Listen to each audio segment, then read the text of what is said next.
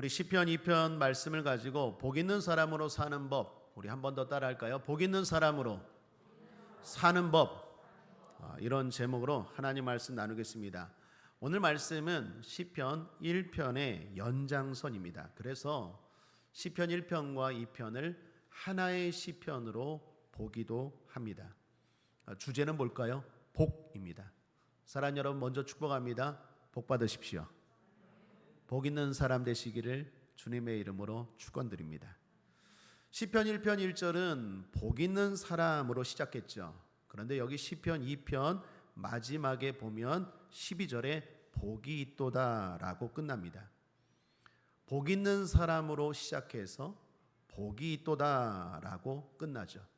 그래서 시편 1편과 2편은 시편 150편 전체의 서론이라고 할 수 있습니다. 주제는 앞서 말씀드린 것처럼 복입니다. 복. 그런데 여기서 말하는 복은 아쉬레이라는 단어입니다. 구약 성경에서 복이라는 단어는 두 가지인데 하나는 바라크라는 단어고 또 하나는 아쉬레이라는 단어입니다. 바라크라는 단어를 쓸 때의 복은 거저 주시는 하나님의 선물 같은 겁니다. 아무런 공로가 없습니다. 나의 노력도 없습니다. 그냥 하나님이 주시는 것들, 그것을 말할 때 바라크입니다. 대표적인 게 뭡니까? 자연이 그렇죠.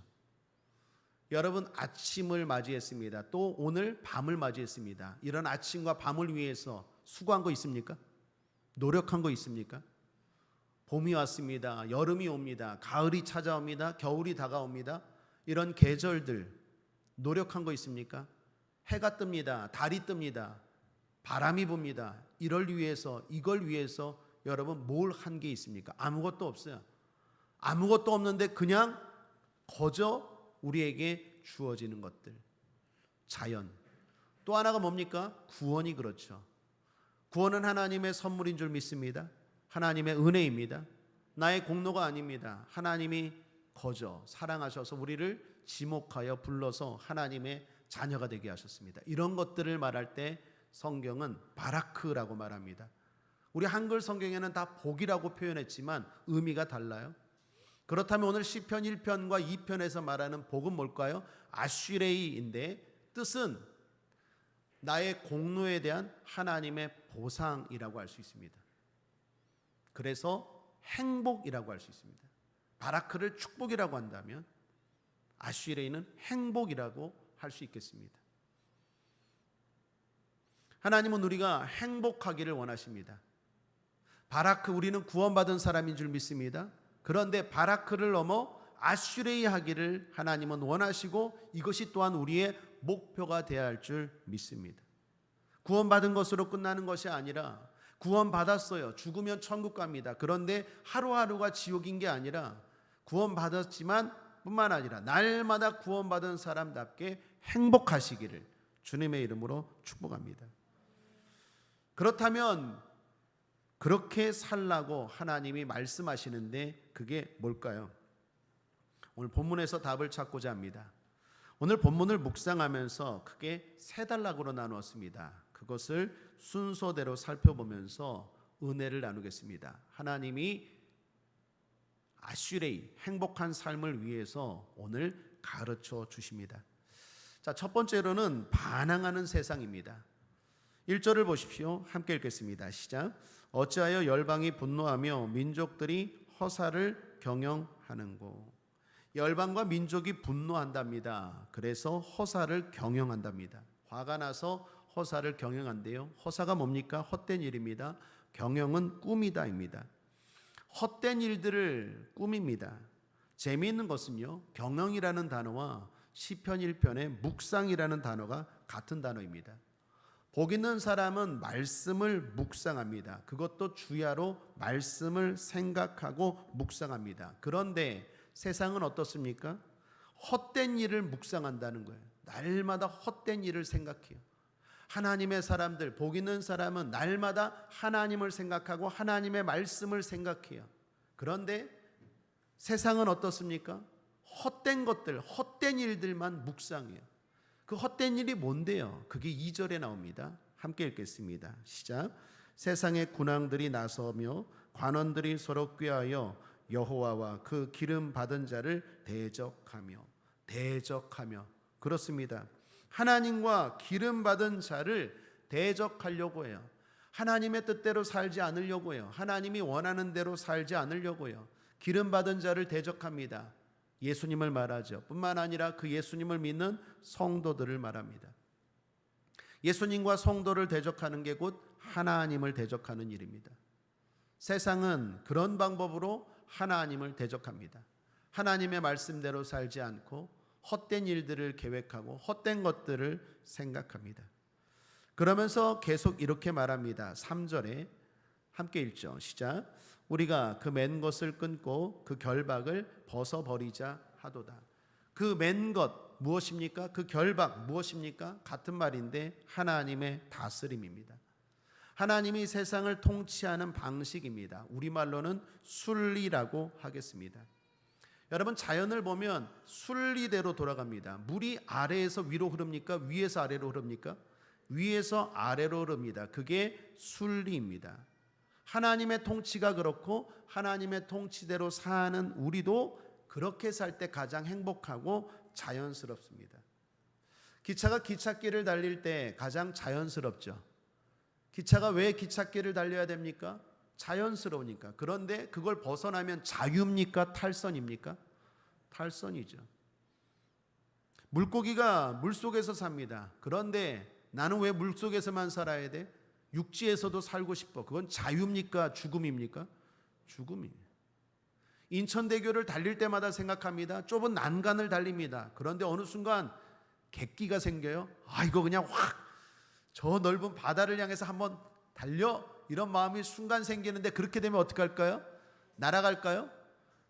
침몰입니다. 추락입니다.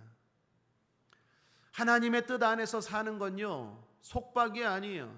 거기가 가장 자연스럽고 행복한 삶인데 세상은 뭐라고 말합니까? 왜 그렇게 살아야 돼? 벗어버리자, 끊어버리자. 그렇게 살고 싶지 않아 라고 말합니다. 그러한 일들, 예를 들면 뭡니까? 주일 성수입니다. 세상 사람들은 주일 성수하지 않습니다. 하나님의 자녀들, 복 있는 사람들은 주일 성수합니다. 왜요? 그게 순리이니까. 왜 7일날 하나님의 날이라고 여기고 하나님 앞에 예배해야 돼? 내 마음대로 살아도 되지. 내 편한 대로 하나님 앞에 예배드리면 되지. 세상 사람들은 그렇게 살지만 우리는 그렇게 살지 않아요. 그렇게 살면 부작용이 일어나죠. 문제가 일어나는 걸 알아요.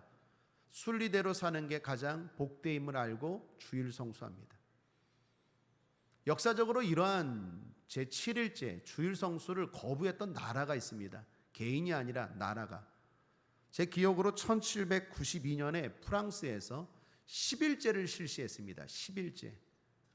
우리가 달력을 보면 한 달이 4주잖아요. 7일제잖아요. 근데 왜 우리가 7일제를 써야 돼? 기독교식으로 하고 싶지 않아. 그래서 공식적으로 개인이 아니라 한 나라가 10일제를 실시한 적이 있어요. 오래 못 갔습니다. 왜요? 문제가 생겼어요. 더 많이 노동 생산량을 늘리기 위해서 10일제를 했어요. 왜 6일만 일하고 7일 날 쉬어? 더 많이 일하고 더 많이 벌어야지. 그런데 사람들이 병들고 문제가 생기고 그래서 다시 원위치 7일제로 돌아갔어요. 구소련에서도 1929년에 5일제를 실시했습니다. 이것도 문제가 생겼어요. 그래서 다시 돌아갔습니다. 호응을 얻지 못했어요. 그러다가 6일제를 했어요. 그래도 7일제는 하고 싶지 않아서.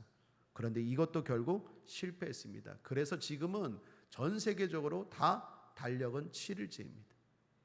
국가적으로는. 물론 개인적으로는 그렇게 살지 않는 사람들 많아요. 내 마음대로 살고 싶어요.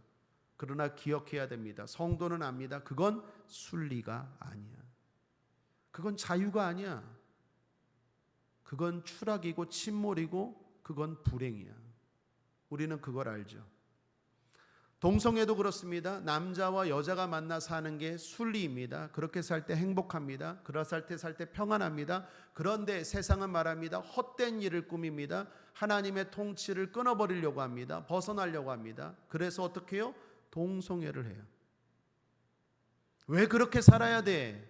나는 여자가 좋은데 나는 여자로서 여자와 살고 싶은데, 나는 남자로서 남자와 살고 싶은데. 세상이 그러잖아요. 하나님의 통치를 자꾸 벗어버리려고 해요. 그 맨 것들을, 하나님의 다스림을 끊어버리려고 하고 순리가 아니라 영리로 살려고 해요. 그럼 어떤 일이 일어납니까? 행복합니까? 에이즈를 비롯해서 각종 질병이 발생하고 무엇보다도 가정이 파괴돼요. 생육하고 번성하라는 하나님의 주신 축복이 어떻게 이루어지겠습니까? 온갖 질병만 난무하고 음란과 추잡함만 난무하죠. 동성애자 95% 이상이 이성도 사랑한대요. 무슨 말입니까? 병이 아니라는 거예요. 그건 욕심이죠, 욕망. 여자가 남자와 결혼할 수 있는데 그것도 하고 싶고 이것도 하고 싶은 거예요. 이게 더 하고 싶은 거예요. 어쩔 수 없는 병이 아니라 다스리지 못하는 욕심, 욕망입니다. 세상이 그렇잖아요. 또 하나, 코로나 상황도 지금 그렇습니다. 이게 왜 심각합니까? 갑자기 코로나가 일어났나요?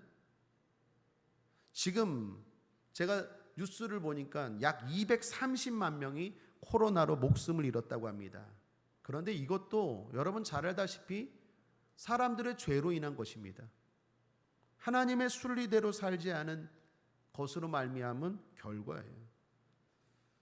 간단하게 잘 정리한 기사가 있어서 한번 읽어드릴게요. 100년간 중국 원난성 남부를 비롯한 남아시아 지역 식생이 기후변화로 바이러스를 품은 박쥐가 살기 좋은 환경으로 바뀌었고, 야생동물 포획과 거래가 늘면서 사람을 감염시키는 치명적인 바이러스 등장으로 이어졌다는 분석이 있다. 연구진은 이들 지역의 최근 100년간 식생의 변화를 추적 조사했다. 온도와 강수량, 구름의 양, 일사량, 이산화탄소 농도 데이터를 바탕으로 식생의 변화를 지도로 작성했다. 그랬더니 중국 남부와 미얀마, 라오스 지역은 한 세기 전만 해도 열대 관목수림 지역이었지만 현재는 박쥐가 서식지로 애용하는 열대 사바나와 낙엽수림, 그리고 중간 크기 이하의 관목이 즐비한 열대 관목보다는 관목보다 키가 큰 열대 기후의 산림이 박쥐의 먹이를 풍부하게 만드는 환경을 만들었다. 로버트 베이어 캠브리지대 연구원은 말하기를 기후변화로 서식지가 바뀌면서 일부 박쥐가 바이러스를 보유한 채 이동했다며, 바이러스가 존재하는 지역이 바뀌었을 뿐만 아니라 인간을 감염시키는 바이러스 변이가 일어날 가능성이 높아졌다고 전한다. 코로나 바이러스의 숙주는 박쥐로 중국에서 천산갑이라는 중간 생물을 통해서 인간에게까지 전달된 것으로 보고 있다. 중국에서 천산갑 비늘이 몸에 좋다 하여 수요가 많아지니 밀매를 통해 엄청난 양의 천산갑이 중국으로 판매 중이다. 자, 여러분 무슨 말입니까? 한마디로 사람들의 탐욕으로 기후가 바뀌었어요. 중국에서 박쥐가 사는 기후가 좋게 바뀌었어요. 문제는 사람들이 그걸 먹기 시작한 거예요. 더 나아가 천산갑이라고, 이 갑각류 동물이더라고요. 이건 먹으면 안 되는데 이 비늘이 뭐 사람 몸에 좋다고 해서 막 다 잡아 먹은 거예요. 결국 먹지 말아야 될 것들을 먹었다 보니까 거기서부터 통제가 안 되는 이상한 바이러스가 생겼다라는 거예요. 여러분 성경은 뭐라고 말합니까? 막 먹으라고 말합니까? 레위기 11장 거룩장이죠. 레위기 11장에 보면 29, 31절에 이렇게 말합니다. 땅에 기는 것 중에 내게 부정한 것은 레위기 11장 13절이요. 새 중에 너희가 가증히 여길 것은 이것이라. 이것들이 가증한즉 먹지 말지니. 가증하대요. 먹지 말래요. 그러면서 쭉 이야기합니다. 뭐 독수리 먹으면 안 돼요. 뭐 학 먹으면 안 돼요. 매 먹으면 안 돼요. 그런데 그 중에 9절에 보면 대승과 박쥐니라. 박쥐 먹지 말래요. 먹으면 안 된대요.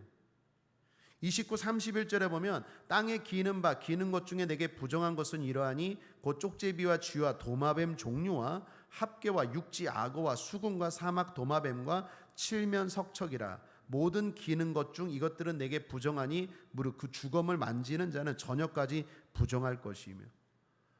먹는 건 물론이거니와 만지지도 말래요. 그 중에 뭐요? 아까 말했던 천상감, 이게 약간 도마뱀 같은 건데 그런 것들이 있는데 중국 사람들 막 먹어요. 막 박쥐도 먹고 막 먹어요. 거기서부터 지금 코로나 바이러스가 생겼다라고 학자들도 점점 발견하고 있지 않습니까? 하나님의 말씀대로 사는 게 순리고 가장 행복해요. 가장 자연스럽고. 먹지 말라 그러면 먹지 않아야 되는데 왜요? 왜 내가 그거 먹지 말아야 돼? 몸에 좋다는데. 그리고 막 먹어요. 그렇게 왜 살아야 돼? 내 살고 싶은 대로 막 살아요. 레위기 11장 결론이 뭡니까? 47절에 부정하고 정한 것과 먹을 생물과 먹지 못할 생물을 분별할 것이니라. 분별할 것이니라. 사랑하는 여러분, 성도는 분별해야 돼요. 뭐로 분별해야 됩니까? 말씀으로. 왜 해야 됩니까? 말씀이 하라니까. 왜 하지 말아야 됩니까? 말씀이 하지 말라니까. 왜 먹어야 됩니까? 먹을 수 있습니까? 말씀이 허락하니까. 왜 먹지 말아야 합니까? 말씀이 금하니까. 근데 사람들이 그렇게 살지 않아요. 맘대로 살고 맘대로 먹어요. 그게 행복하다고, 그게 건강하다고 생각해요. 아니요. 아니요. 잘 보십시오. 하나님의 말씀대로 순리대로 사는 게 행복이에요. 근데 자꾸 허사를 경영해요. 헛된 일을 생각해요. 하나님 말씀대로 살지 않으려고 해요. 거기서부터 오히려 문제가 생기고 어려움이 생기더라는 거예요. 사랑하는 여러분, 오늘 이 시간 축복합니다. 말씀대로 사는 것이 행복입니다. 욕심을 부리지 마십시오. 이처럼 하나님이 만든 질서에 세상은 그리고 마귀는 반항합니다. 이런 것들을 꾸미게 하는 존재가 누구입니까? 마귀입니다. 배후의 마귀. 우리의 욕망을 자극하죠. 여러분, 에덴 동산에서 아담과 하와를 자극한 자가 누구입니까? 마귀였죠. 그 마귀는 지금도 우리 배후에서 우리를 꾀하죠. 그래서 하나님의 뜻대로 살지 않는 것이 행복이라고 착각하게 만듭니다. 속지 않게 되길 바라고 분별하게 되기를 거듭 주님의 이름으로 축복합니다. 자, 둘째로 이에 반응하시는 하나님입니다. 하나님이 이런 세상에 대해서, 이런 세상 사람들에 대해서 어떻게 반응하십니까? 웃으십니다. 4절을 보십시오. 함께 읽죠. 시작. 하늘에 계신 자가 웃으시며 주께서 저희를 비웃으시리로다. 세상 사람들이 그래요. 마음대로 살겠대요. 하나님을 대적하겠대요. 하나님 뜻대로 살지 않겠대요. 내 마음대로 살아도 행복하대요. 아니요, 더 잘 산대요. 그렇게 막 하나님을 대적해요. 하나님의 기름 부은 성도와 교회와 예수님을 대적해요. 그러한 세상에 대해서 하나님이 첫 번째로 반응하는 게 뭡니까? 웃으십니다. 그러다가 비웃으십니다. 그리고 5절입니다. 함께 또 읽어보죠. 시작. 그때 분을 바라며 진노하사 저희를 놀래어 이르시기를. 분을 바라십니다. 그러다가 진노하십니다. 자, 여기 잘 보시면 하나님의 감정이 점점 발전하는 걸 볼 수 있어요. 하나님이 처음에는 어떻게 해요? 웃으셔요. 그러다가 비웃으세요. 그러다가 분노하세요. 그러다가 진노하세요. 여러분, 이게 보이십니까? 하나님의 감정이 점점 수위가 올라가요. 그러다가 11절에 보면 그렇지 아니하면 진노하심으로 너희가 길에서 망하리니, 결국 어떻게 됩니까? 망하게 돼요. 길은 잘못된 길, 하나님과 반대되는 길이라고도 할 수 있지만 상상력을 좀 발휘해 보면 이런 거죠. 집의 반대 개념이죠. 우리 길에서 죽으면 급사했다 그러잖아요. 잘 보세요. 세상이 그런 악한 일들을 막 꾸며요. 하나님이 가만히 계신 것 같지만 하나님이 가만히 계시고 오래 참으시는 거지 가만히 계시는 것 같지만 뭐가 올라갑니까? 분노가 올라가요. 점점. 그러다가 결국에는 어떻게 합니까? 진노하세요. 그런데 갑자기 길에서의 길. 집이 아니라 길에서 급하게 임한대요. 그 진노가 급하심이라. 급하게 임한다고 말합니다. 하나님이 빨리 심판하지 않으십니다. 그래서 사람들이 악을 계속 행하죠. 전도서 8장 11절에 보면 악한 일에 징벌이 속히 실행되지 않으므로 인생들이 악을 행하기에 마음이 담대하도다. 사랑하는 여러분, 축복합니다. 죄에 대해서 마음이 담대하지 않게 되길 바라고 믿음으로 사는 것에 대해서 담대하시기를 주님의 이름으로 축복합니다. 세상 사람들이 어떻게 해요? 마음이 점점 담대해져요. 세상 말로 간땡이가 부어가요.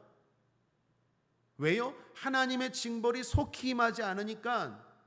징벌이 속히 임하지 않지만 오늘 우리가 분명히 보았죠. 하나님의 진노가 점점 올라가요. 징벌을 속히 하지 않는 것은 오래 참으시는 하나님의 사랑 때문이에요. 반드시 진노하세요. 심판하세요. 그런데 그게 빨리 임하지 않으니까 어떻게 해요? 이렇게 살아도 되네, 이거 먹어도 되네, 이거 먹어도 되네, 이거 먹어도 되네, 이렇게 살아도 되네, 이렇게 살아도 되네, 이렇게 살아도 되네. 사람들이 점점점 하나님이 싫어하는 일들을 점점 해가요. 그럴수록 하나님의 심판은 가까워집니다. 하나님의 진노는 점점 올라가게 돼요. 이처럼 세상은 하나님을 대적하려고 합니다. 그리고 하나님은 진노의 수위를 높여가십니다. 자, 이제 우리입니다. 이런 상황이에요. 이런 상황. 지금 이런 상황 아닙니까? 코로나19 끝날 것 같은데 BA.2는 뭐고 오미크론은 뭐고 도대체 언제까지 계속될지 모르겠어요. 그런 것들은 아직도 사람들이 세상이 하나님의 징벌이 라고 생각하지 않는 것 같아요. 그러니까 더 악을 행하기에 담대한 것 같아요. 자, 이런 세상 아닙니까? 성경의 이야기가 지금 우리가 살고 있는 세상 아니에요? 세상은 하나님을 대적하고 하나님의 순리대로 사는 걸 거부해요. 점점 더 사람들은. 이런 세상에서 복 있는 사람은 어떻게 살아야 될까요? 두 가지 여러분께 권면하고 기도합니다. 첫 번째, 구하며 삽시다. 5절입니다. 함께 읽겠습니다. 시작. 그때 분을 바라며 진노하사 저희를 놀래어 이르시기를. 드디어 하나님이 말씀하세요. 하나님이 말씀하십니다. 그게 뭡니까? 6절입니다. 함께 읽겠습니다. 시작. 내가 나의 왕을 내 거룩한 산 시온에 세웠다 하시리로다. 시온이 어딥니까? 보통 교회를 말합니다. 교회를 상징합니다. 교회의 왕을 세웠대요. 그 왕이 누구입니까? 교회의 머리 대신 예수님이십니다. 그렇습니다. 교회의 왕이 계십니다. 제가 오늘도 인사했고 예배 때마다 인사하는 게 뭡니까? 주님이 이 자리에 함께 하십니다. 제 말이 아니라 성경의 말입니다. 예수님이 이 자리에 왕으로 함께 하시는 줄 믿습니다. 누가? 하나님이 세우셨어요. 그분은 하나님의 아들도 되십니다. 7절에 내가 영을 전하노라 여호와께서 내게 이르시되 너는 내 아들이라 오늘날 내가 너를 낳았도다. 영을 전한다는 것은 공문서를 말합니다. 공적인 명령이라는 뜻입니다. 교회의 머리 대신 예수님만이 참된 왕, 공적인 참 아들이라는 거예요. 그 어떤 이단과 사이비가 말하는 구세주 메시아도 거짓입니다. 하나님이 공적으로 세운 아들, 내 아들, 왕은 예수님밖에 없는 줄 믿습니다. 교회에 왕을 세웠어요. 시온의 왕을 세웠어요. 예수님을 세웠어요. 그리고 나서 우리에게 말합니다. 뭐라고 말합니까? 구하라고 말합니다. 8절입니다. 함께 읽겠습니다. 시작. 내게 구하라. 내가 열방을 유업으로 주리니 내 소유가 땅끝까지 이르리로다. 그렇습니다. 그 왕 대신 하나님이 세우신 그 예수 그리스도 왕 대신 그분을 우리가 믿고 영접해야 합니다. 뿐만 아니라 그분의 이름으로 구하라 라고 말합니다. 사랑하는 여러분, 구하시길 바랍니다. 구하는 게 지혜입니다. 구하는 게 능력입니다. 계속 구하시기를 바랍니다. 닥터 앨런 레드패드라는 목사님이 계십니다. 신학자이기도 하십니다. 이분 교회에 이런 일이 있었다고 합니다. 책에서 본 내용입니다. 어느 날 어떤 성도님이 목사님에게 이런 질문을 했대요. 목사님, 우리 교회는 너무나 기도회가 많은 것 같아요. 아마 우리 교회랑 비슷한 것 같아요. 새벽 기도회도 많고 무슨 성령 충만 기도회도 많고 금요철야 기도회도 많고 단합 기도회도 많고 뭐 주일 오후 기도회도 많고 뭐 이렇게 기도회가 많아요. 돌파 기도회도 많고 우리 교회와 비슷한 것 같아요.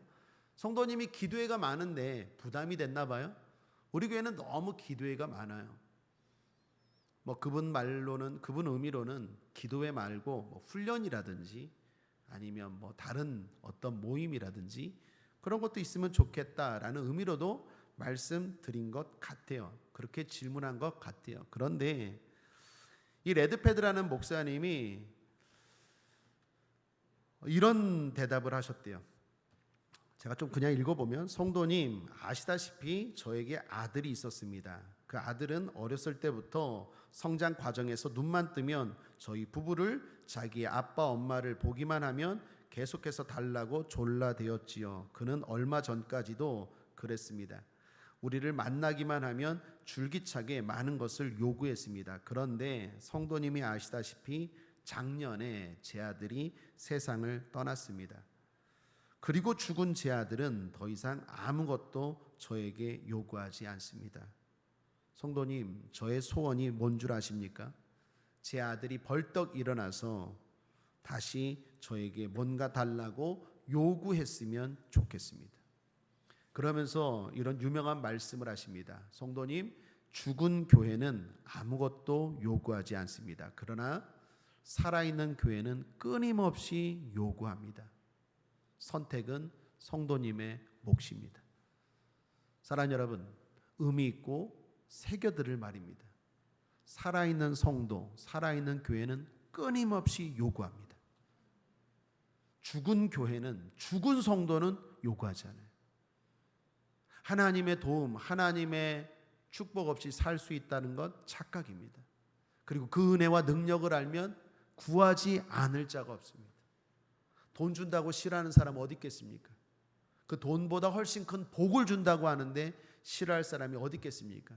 몰라서 구하지 않는 것이고 경험하지 못했기 때문에 구하지 않는 것입니다. 요한복음 16장 24절에 보면 주님이 이렇게 말합니다. 지금까지는 너희가 내 이름으로 아무것도 구하지 아니하였으나 구하라 그리하면 받으리니 너희 기쁨이 충만하리라. 구하고 여러분 기쁨이 충만하길 바랍니다. 우리만 기쁠까요? 주시는 주님도 기쁘십니다. 그러므로 구하며 사십시오. 특별히 두 가지 구하십시오. 오늘 본문에 보면 소유를 구하십시오. 가지고 싶은 것 있습니까? 구하십시오. 8절을 다시 보시면 내게 구하라 내가 열방을 유업으로 주리니 내 소유가 땅끝까지 이르리로다. 뭐 가지고 싶으십니까? 옆 사람과 한번 질문하고 물어보십시오. 뭐 가지고 싶으세요? 물어보세요. 뭐 가지고 싶으세요? 묻는데도 대답도 안 하시네. 예수님도 우리에게 묻습니다. 내가 내게 무엇을 하여 주기를 원하느냐? 솔로몬에게도 묻고 물으시죠. 여러분 뭘 갖기를 원하십니까? 오늘 이 밤에 구하시길 바랍니다. 무엇이든지 원하는 대로 구하래요. 주님 제한이 없습니다. 한계가 없습니다. 영적인 것 구하시고 육적인 것 구하시고 가정적인 것 구하시고 사회적인 것 구하시고 무엇이든지 소유를 구하셔서 여러분의 겉되기를 주님의 이름으로 축복합니다. 또 하나 능력을 구하십시오. 능력이 있어야 되겠죠. 9절을 보십시오. 함께 읽겠습니다. 시작. 내가 철장으로 저희를 깨뜨리며 질그릇같이 부수리라 하시도다.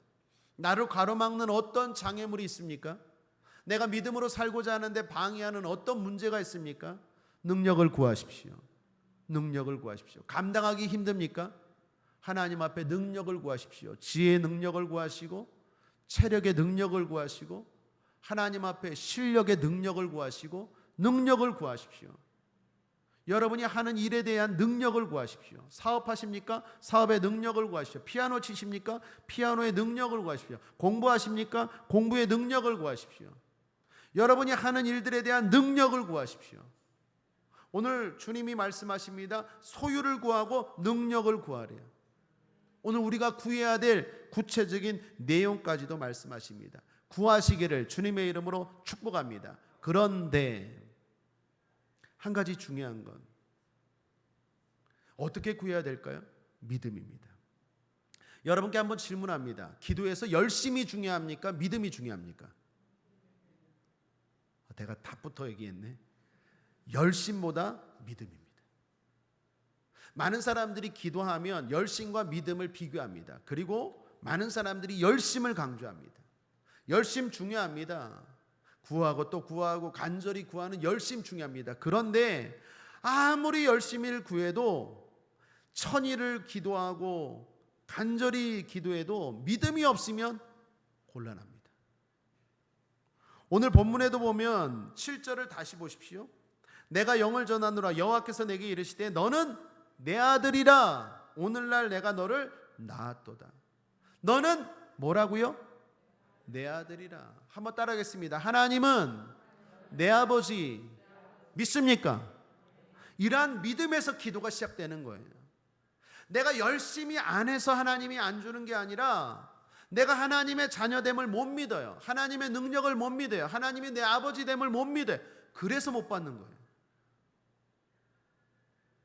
열심보다 믿음입니다. 그러므로 오늘 이 밤에 다시 한번 축복합니다. 믿음으로 구하시길 바랍니다. 믿음으로 소유를 구하시고 믿음으로 능력을 구하십시오. 하나님이 내 아버지됨을 잊지 않게 되길 바랍니다. 기도가 잘못돼서, 기도를 잘 못해서, 기도의 말을 못해서, 방언을 못해서 그래서 하나님이 응답하지 않는 게 아니라니까요. 한번 따라해서 기도는 기술이 아닙니다.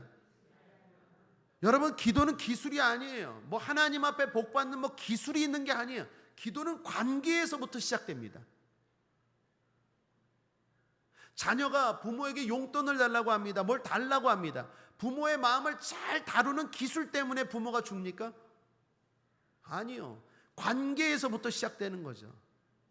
신뢰해서 주는 거죠. 하나님이 오늘 우리에게도 마찬가지입니다. 여러분, 중요합니다. 오늘 이 밤에 반드시 하나님이 주실 줄 믿습니다. 주시게 되기를 바랍니다. 여러분이 갖고 싶은 것, 또 여러분에게 능력 하나님이 이 밤에 주실지어다. 중요한 건 믿음으로. 하나님이 어떤 분이라는 것, 내가 어떤 존재라는 것, 그거에 대한 의심이 없어야 돼요. 마음에 가득한 의심을 깨치고 마음의 의심을 깨쳐야 돼요. 그리고 믿음으로 마음에 가득하여서 어떻게 해요? 하나님 앞에 구하는 거예요. 어떤 기법이나 어떤 열심이나 노력의 문제가 아니라 근본적으로 믿음, 관계의 문제라는 것 잊지 않게 되기를 주님의 이름으로 축복합니다. 오늘 이 밤에 교회를 위해서 기도합시다.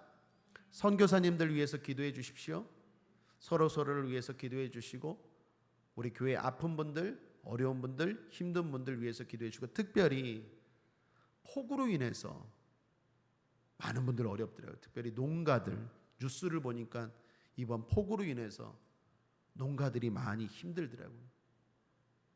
농가들이 힘들면 우리도 힘들어지죠. 이번 추석이 다가오는데 물가가 엄청 오를 거래요.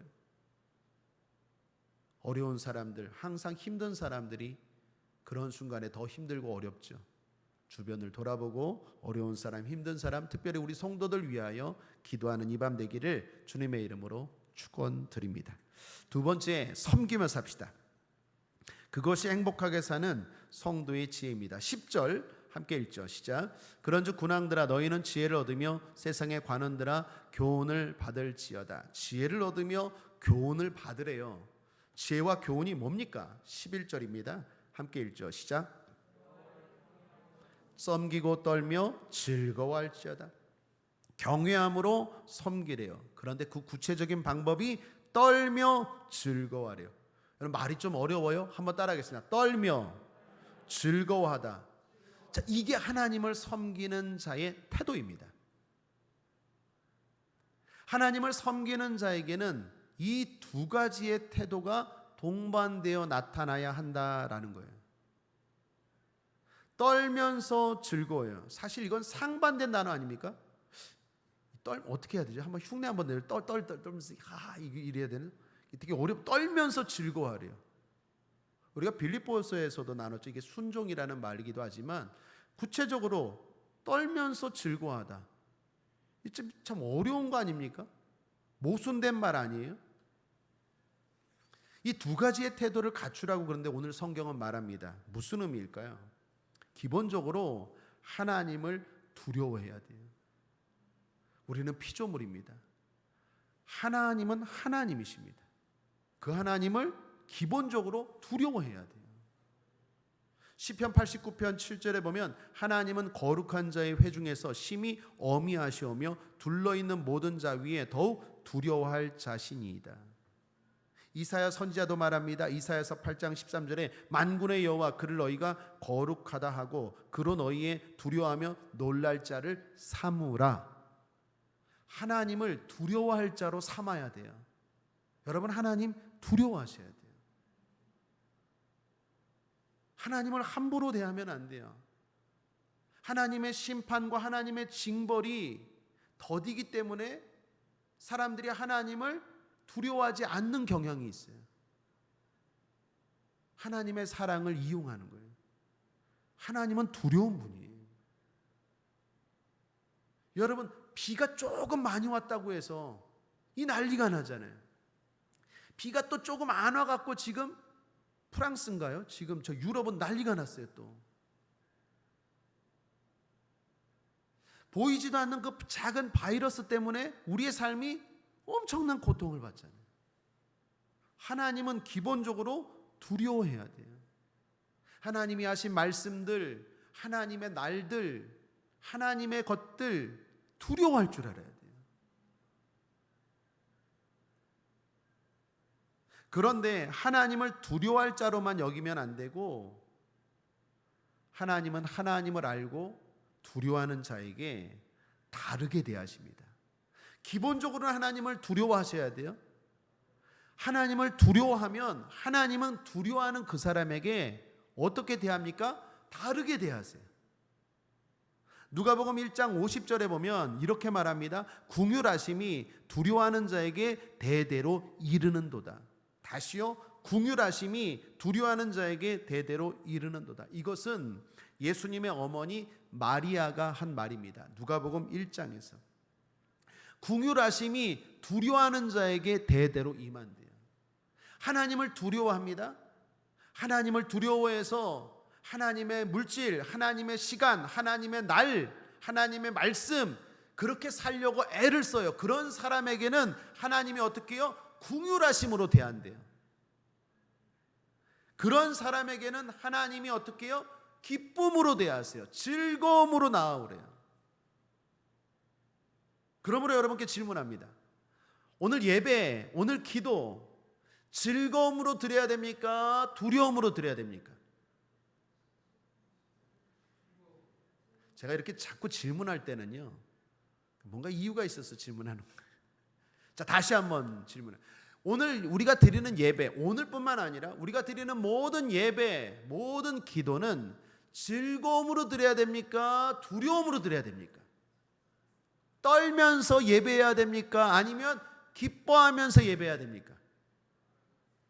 떨면서? 지은 죄가 많군요. 기뻐하면서. 왜요? 나왔잖아요. 기도하러 나왔잖아요. 예배하러 나왔잖아요.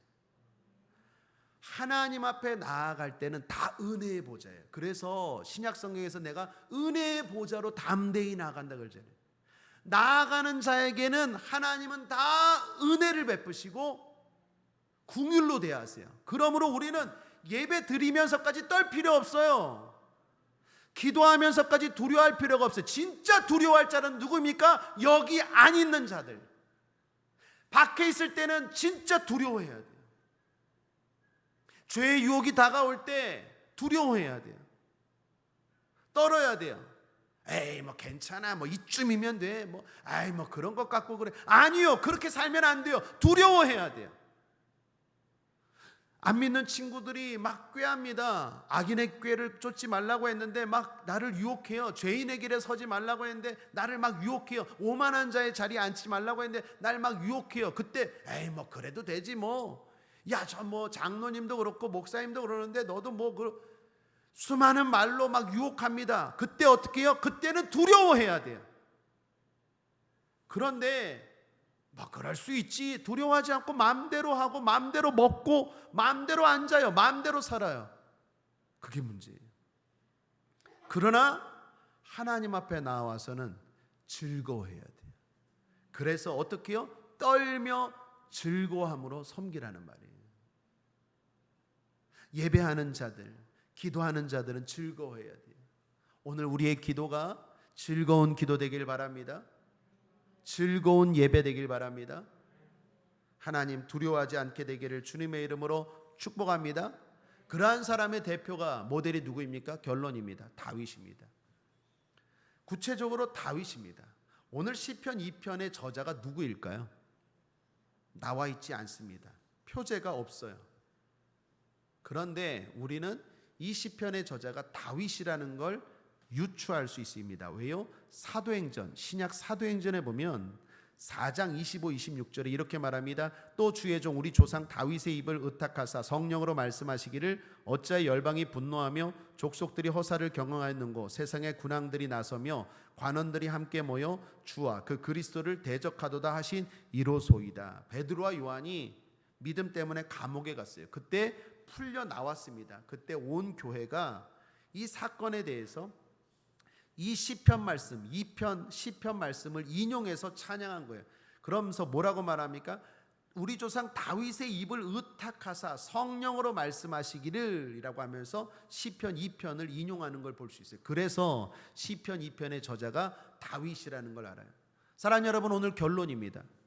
떨면서 즐거워하는 삶을 산 사람, 대표적인 사람이 다윗입니다. 다윗은 하나님을 두려워했어요. 어떻게 할 수 있습니까? 사울을 죽이지 않아요. 자기를 죽이려고 그렇게 시도했던 사울에게 복수하지 않습니다. 왜요? 하나님을 두려워해서.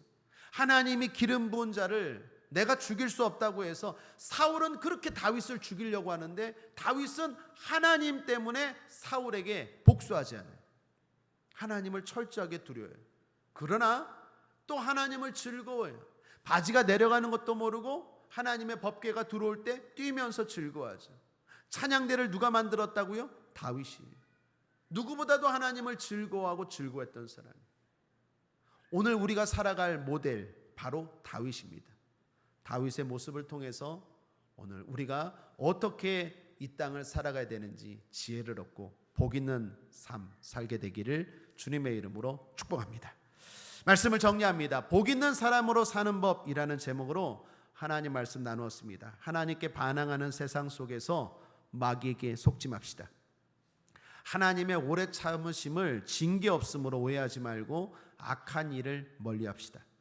무엇보다 우리는 구하며 살아야 됩니다. 자녀됨을 확신하고 믿음으로 소유를 구하고 능력을 구하십시오. 또 하나 섬기며 삽시다. 하나님을 두려워하면서 또한 즐거워해야 합니다. 이런 삶의 모델이 다윗입니다. 다윗처럼 행복하게 살아가는 저 여러분 되기를 주님의 이름으로 축원합니다. 기도하겠습니다. 하나님 아버지 감사합니다. 오늘도 우리를 사랑하셔서 시편 2편을 통하여 지혜를 주시니 감사합니다. 복 있는 사람으로 살 수 있도록 우리를 축복하여 주시옵소서. 감사드리며 예수님의 이름으로 기도했습니다. 아멘.